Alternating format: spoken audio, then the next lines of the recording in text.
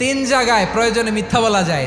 এক নাম্বার, আপনার ওয়াইফকে খুশি করার জন্য, সে একটু এরকম না বলে একটু কৌশল করে বললে খুশি হবে, ওটা বলা যায়। দুই নাম্বার, জীবন মরণের ব্যাপার, জান বাঁচানোর জন্য একটু কৌশল করে ঘুরিয়ে বললেন, এটা জায়েজ। তিন নাম্বার, দুইজন ঝগড়া লাগছে তাদেরকে মিলিয়ে দেওয়ার জন্য কৌশল করে একটু মিথ্যা বলা, ঘুরিয়ে বলা যায়। দুইজনের মধ্যে দেখলেন যে সম্পর্ক খারাপ, একজনরে বললেন, ভাই সে তো ওই দিন আপনার ব্যাপারে অনেক প্রশংসা। কি আমার ব্যাপারে প্রশংসা? কি বললো? এই বললো আপনি নাকি এই করছেন ওই করছেন, অনেক প্রশংসা। লোকটার মন খুশি হয়ে যাবে তার ব্যাপারে, ঠিক কিনা?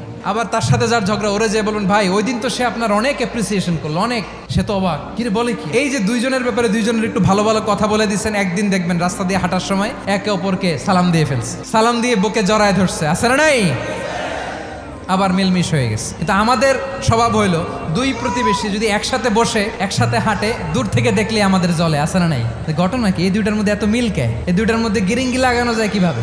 আল্লাহর কাছে তওবা করেন, এই মানসিকতার যেন আমরা না হয়, আমরা মিলিয়ে দিব।